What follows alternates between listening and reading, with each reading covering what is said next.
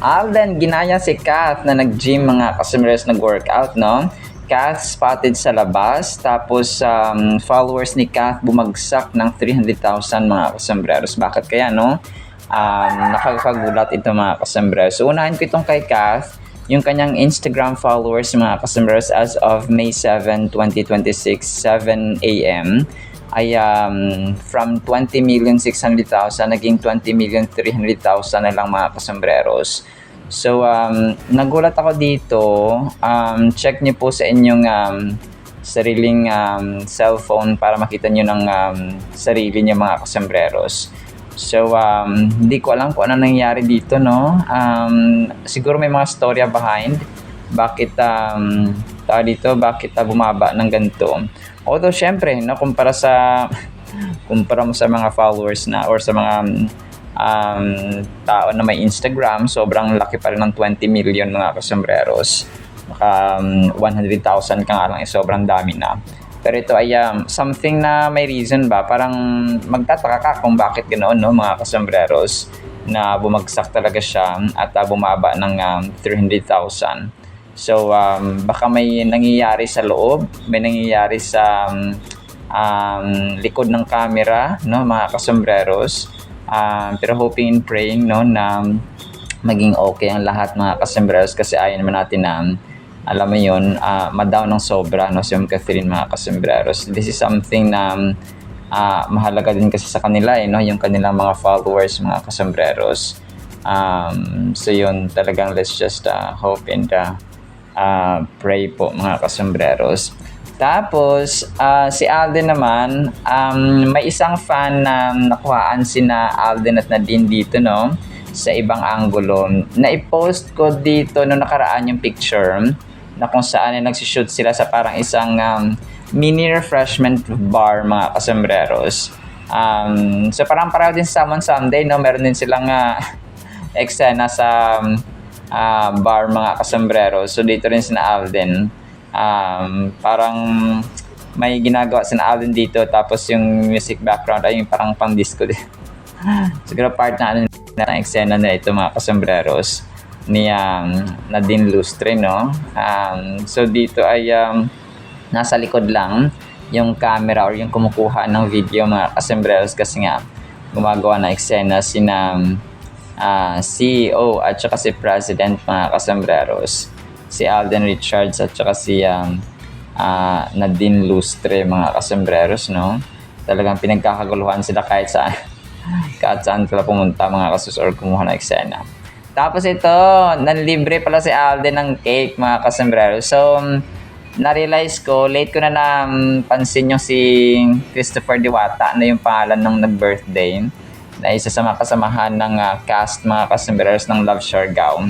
So, dito ay kumanta sila ng happy birthday, of course, no? At saka si Alden yung may hawak ng cake. So, birthday cake. Parang pa-birthday ni Alden yung cake dito mga kasambreros kay Christopher Diwata. So, nag-celebrate sila, no? Ng parang konting celebration doon mga kasambreros ng birthday ni Christopher Diwata. So, close din pa sila ni Alden, no? So, grabe, hindi naman kawalan itong birthday cake nito kasi sobrang raman ni Alden, eh. So, pero yun, no, talagang generosity talaga ang pinapakita ni Alden ito. Kasi dito ko na-realize mga kasambreros na ang tao, kahit na mayaman siya, kung ayaw niya magbigay, wala kang magagawa kasi pera naman niya yun.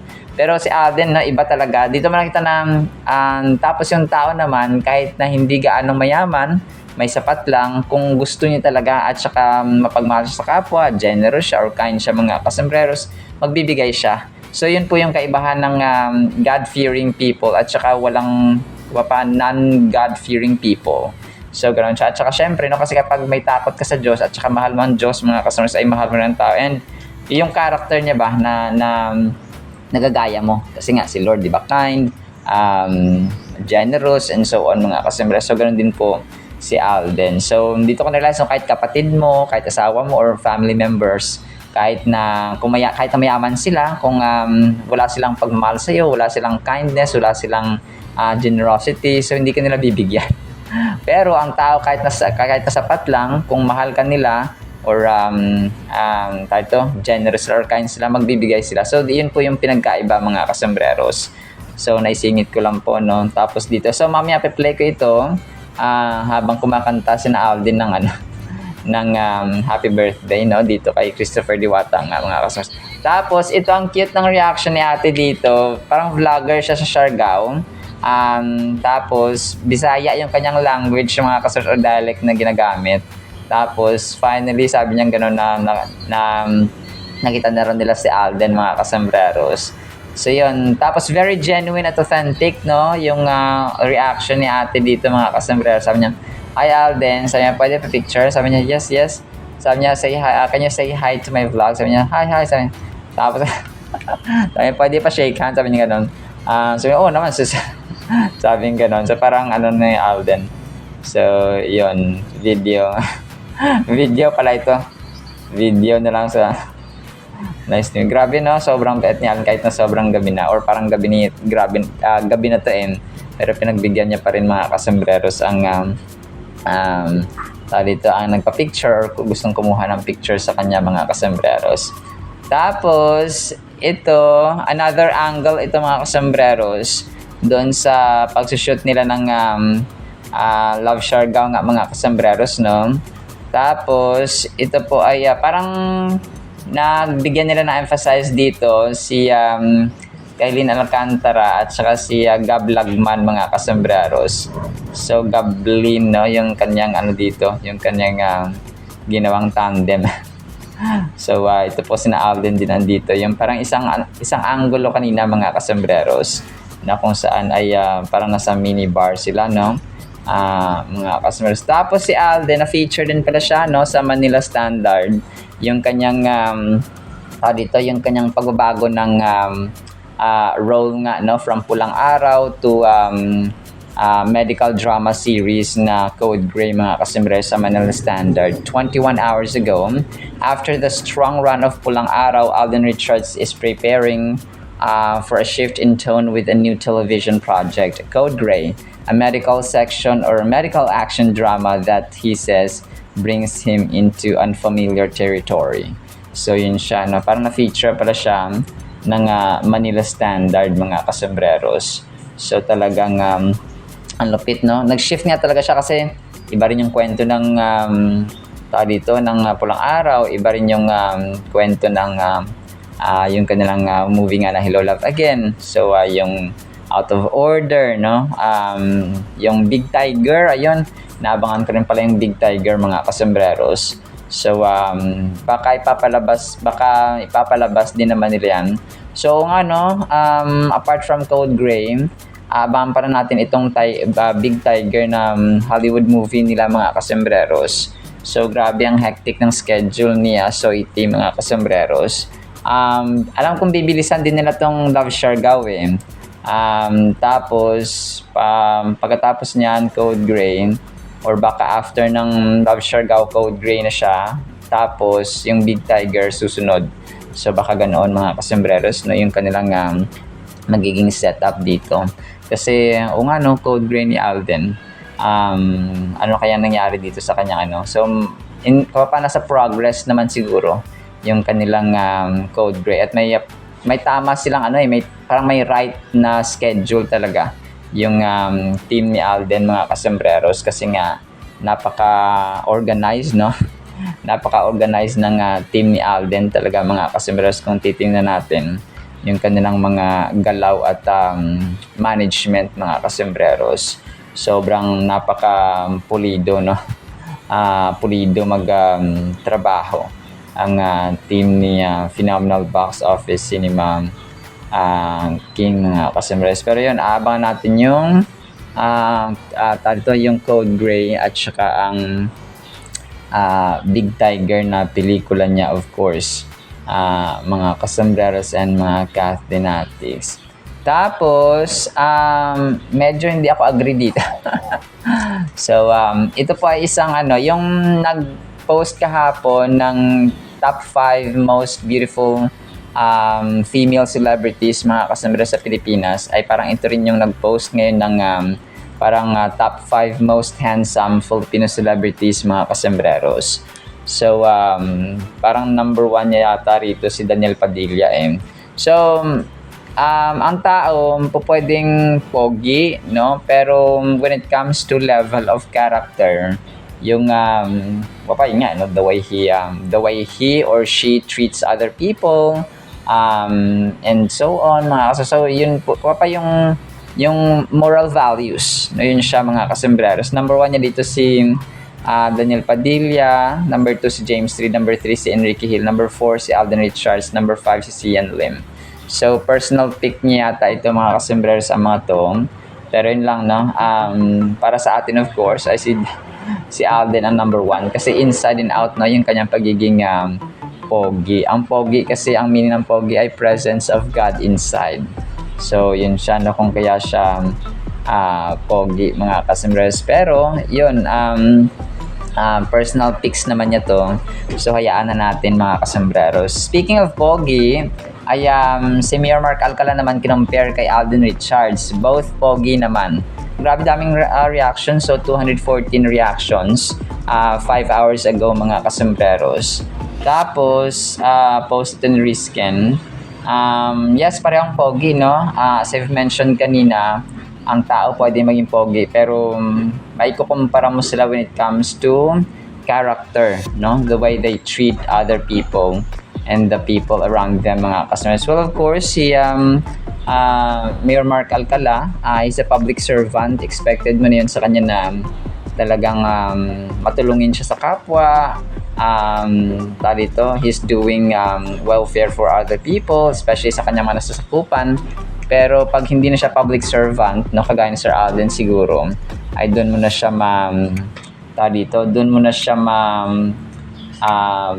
ma-evaluate kung ano ba talaga mga kasembreros, no? Kasi kapag public servant ka, of course, you have to do your responsibilities mga kasembreros as a servant of the people. So, ganun siya, no? General public. So, pero yun, kung hindi na kayo servants or hindi na kayo mga employee sa gobyerno, parang ganoon mga kasembreros. Kay Mayor Mark Alcala kasi expected na yun kasi nga siya, mayor mga kasembreros at saka public figure pa talaga, no? Tapos yun, spotted si Kath kasama si Mama Min sa labas mga kasembreros, no? Kasama si John Valle at saka si Justin, sino nga to, parang Justin kay ibang Justin ito mga kasembreros. Pero if I'm not mistaken, naka-cap din si Kath dito Pero if I'm not mistaken, ay matagal na ito mga kasembreros na picture, no? Na kung saan na, hindi ko kilala itong isa. Yung naka-white na isa na parang ni Justin K. Bermudez. Iba naman kasi, syempre, no, si Justin K. Benitez. Kilala natin si Justin Benitez, mga kasembreros. So, itong si Justin Bermudez ba ito? Na parang sasabi na dati na nagka-issue sila ni Kath mga kasembreros, no? Kung saan ay umalis daw, no, sa sa glam team ni Kath, pero parang hindi naman mga kasembreros. Kasi nga nag-aral daw siya sa Spain mga kasembreros. Talagang issue lang po yun mga kasembreros. Pero yun, no, if I'm not mistaken, matagal na rin ang picture na ito mga kasembreros. So nasa labas sila kasama pa si Mama Min, no, mga kasembreros and mga ka-athletics. But correct me if I'm wrong. Tapos si Alden, si Daddy Bay at saka si Lola Linda dito, no, na throwback kasi kahapon, di ba, May 6. Ito naman po ay na throwback ng isang admin, May 6, 2025, nung nagbakasyon sila or parang staycation mga kasembreros sa Batangas, no? Parang sa the farm ito mga kasembreros. So na-recall lang niya kasi yung petsa. Kasi di ba si Facebook ay talagang parang nagre-recall siya mga kasembreros ng mga memories or mga alaala mula sa nakaraan mga kasembreros. So minsan ay nakakalungkot, minsan ay nakakatuwa din ito mga kasembreros. Tapos, good afternoon po, no? Ito po ay pinost ni Charjan. Daming likes, so 116 reactions, 55 minutes niya palang pinost mga kasambreros. So, ito po ay ang pogi ni Alden dito, no? Sa kanyang picture. Parang in-enhance ng konti yung kanyang picture mga kasambreros na alam natin na sobrang igop niya. So, ito mga kasus. Pero in-enhance or in-edit lang siya ng konti. Tapos ito, ang cute ng ginawa ng Kathleen Fanatics, no? 11 hours ago. Good morning. Tapos, yung picture ni Kath na sobrang dami. Marami siyang anak dito mga kasambreros. So, naka-varsity jacket si Phenomenal Box Office Cinema Queen.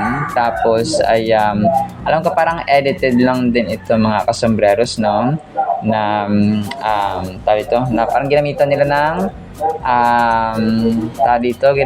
ng app sa kanilang cellphone mga kasambreros.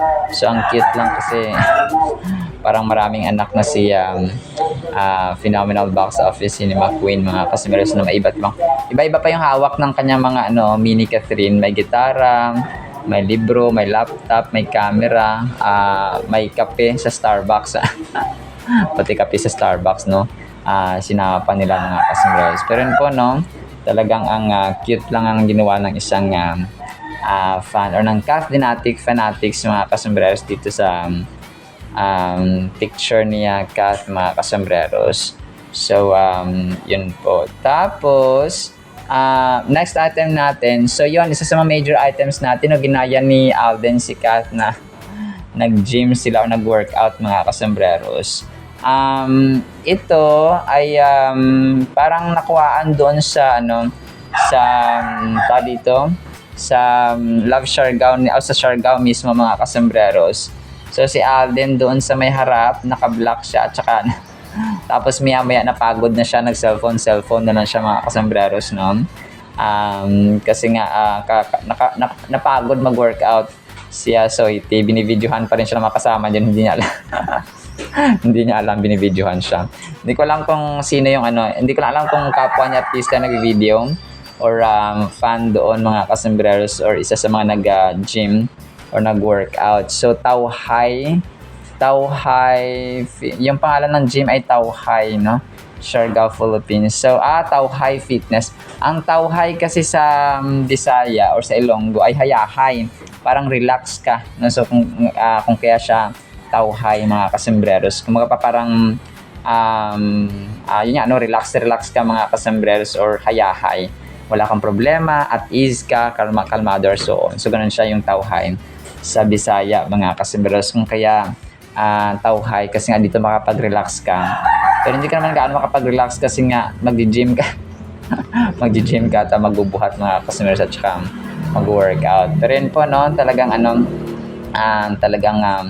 ang cute lang kasi ginaya niya si Kath. Kasi nga, di ba lately, si Kath ay nag-workout din po, no? Kasi tulad nung high rocks nga na kanyang ginawa mga kasambreros. Tapos, last item natin, may isang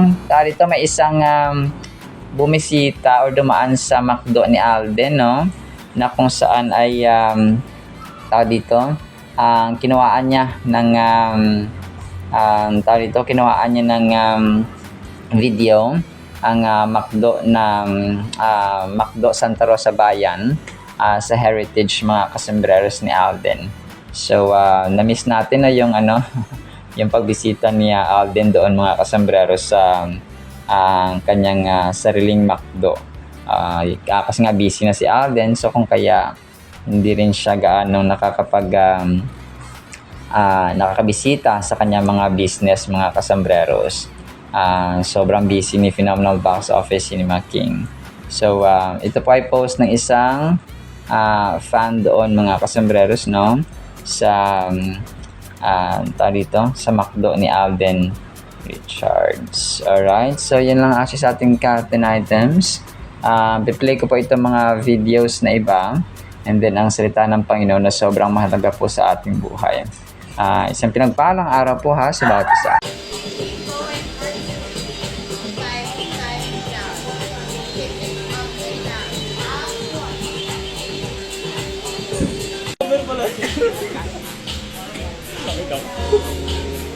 Masarap talaga yan pag i-open. Oo, sobra.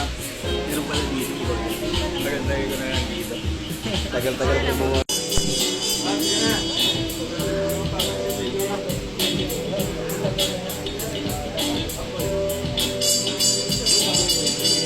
Happy birthday to you. Happy birthday to you. Happy birthday, happy birthday. Happy birthday to you.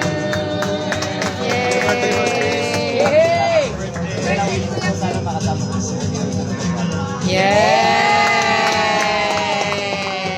Happy birthday.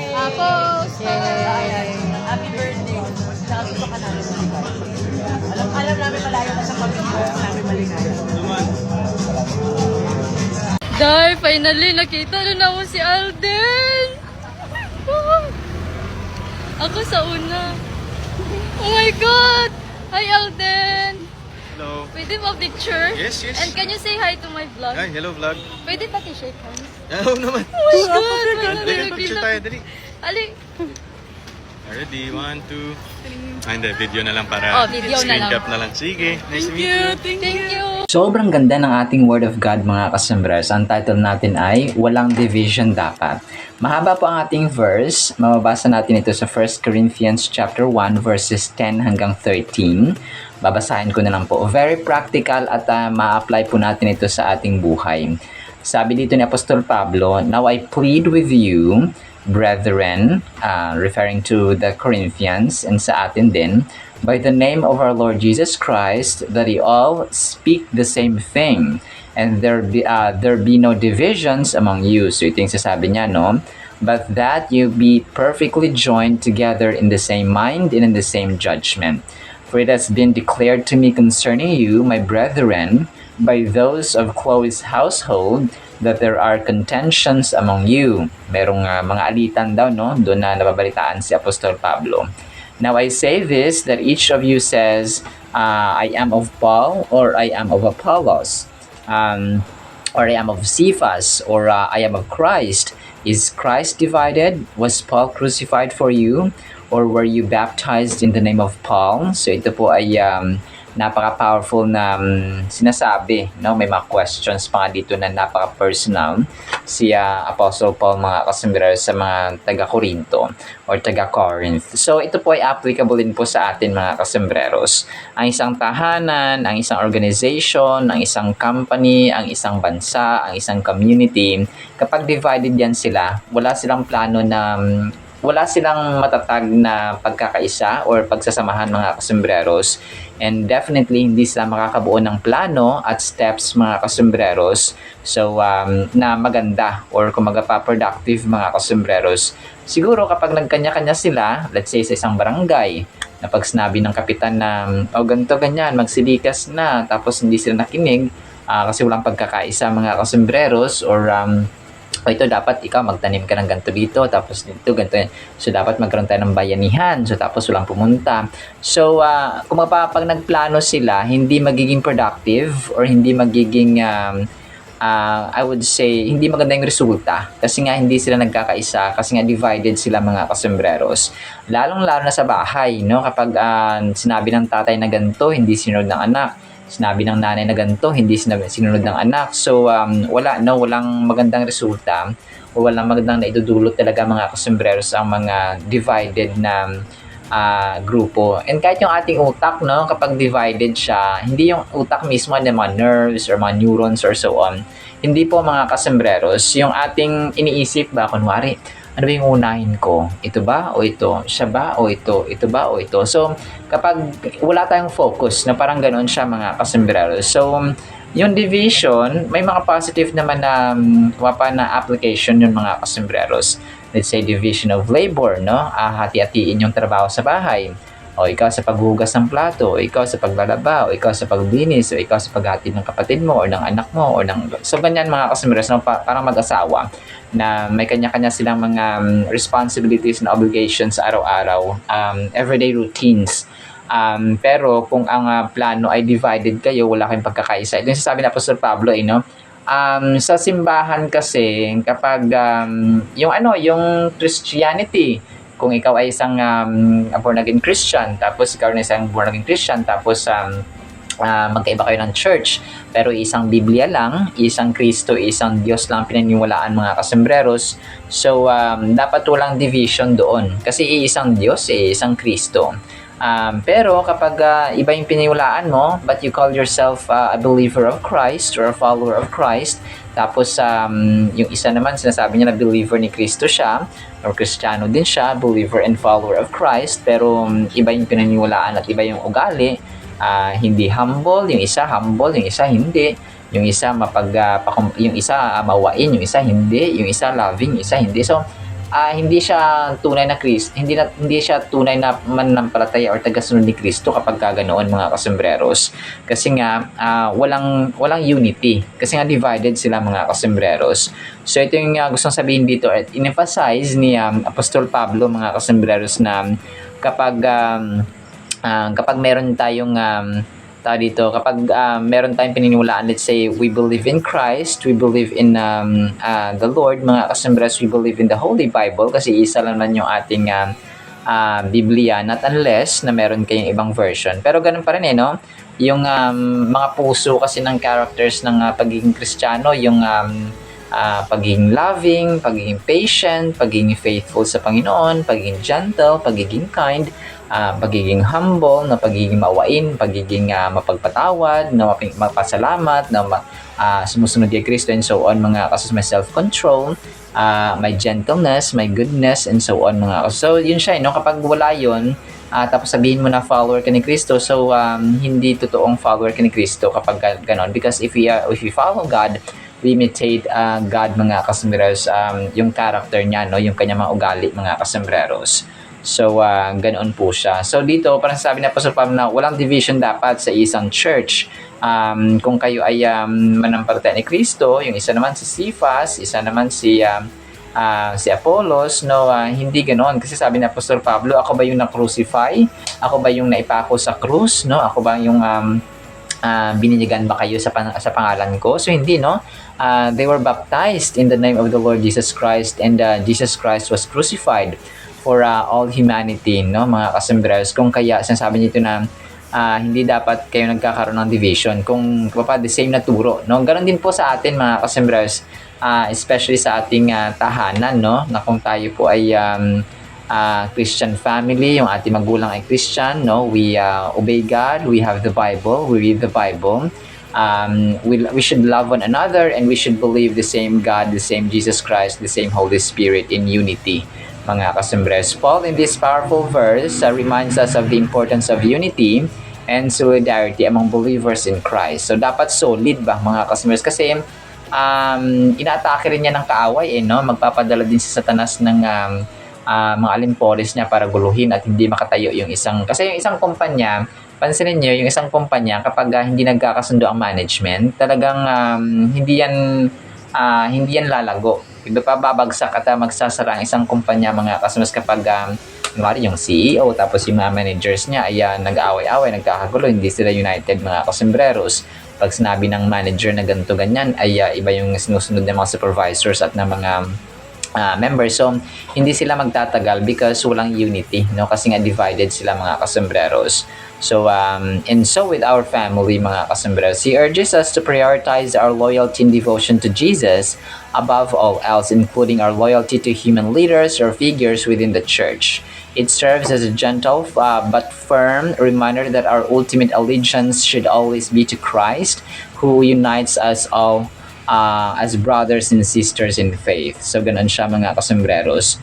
So, talagang dapat ay tayo po ay magkakapatid kay Kristo. So, ganun po dapat yung ating, kasi we have biological families, no? May mga biological parents tayo. Kunwari, ako anak ako ni Consuelo Gallego Villa or Namis Villa. Tapos ako ay anak ni Eduardo Villa, junior or senior mga kasembreros. So, ganon siya, no, mga kasembreros.